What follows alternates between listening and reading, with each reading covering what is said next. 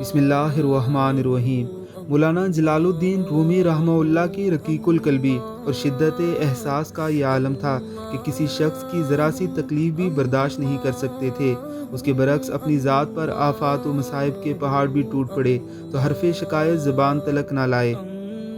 ایک بار شدید سردی پڑ رہی تھی۔ مولانا روم کسی کام سے اپنے خلیفہ حسام الدین چپلی کے مکان پر تشریف لے گئے۔ رات بہت زیادہ گزر چکی تھی۔ مولانا جب وہاں پہنچے تو حسام الدین کے گھر کے تمام دروازے بند ہو چکے تھے۔ اگر مولانا چاہتے تو نصف شب بھی اس مکان پر دستک دے کر اہل خانہ کو بیدار کر سکتے تھے۔ آپ کا یہ عمل حسام الدین چپلی کے لیے باعث شرف ہوتا، لیکن مولانا روم نے دروازہ کھٹکھٹایا اور نہ کسی کو آواز دی۔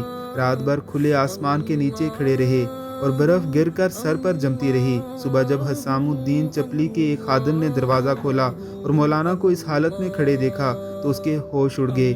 وہ بدخواسی کے عالم میں مکان کے اندر گیا اور حسام الدین چپلی کو خبر دی۔ مولانا روم کے خلیفہ دیوانہ وار ننگے پاؤں بھاگتے ہوئے آئے اور پیر و مرشد کے قدموں میں سر رکھ کر رونے لگے۔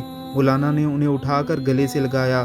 بہت دیر تک تسلی دیتے رہے۔ جب حسام الدین کے آنسو رک گئے تو فرمایا، میں نے مناسب نہیں سمجھا کہ تمہاری نیند میں خلل پڑے اور میری وجہ سے دوسرے مکینوں کو زحمت ہو۔ یہ واقعہ اس قدر اثر انگیز تھا کہ حسام الدین چمبلی آخری سانس تک اس رات کو فراموش نہ کر سکا۔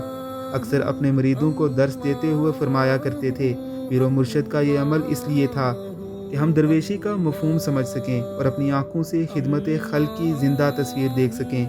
اللہ ہمیں بھی اپنے ان اکابرین کے رستے پر چلنے کی توفیق عطا فرمائے۔ آمین ثم آمین۔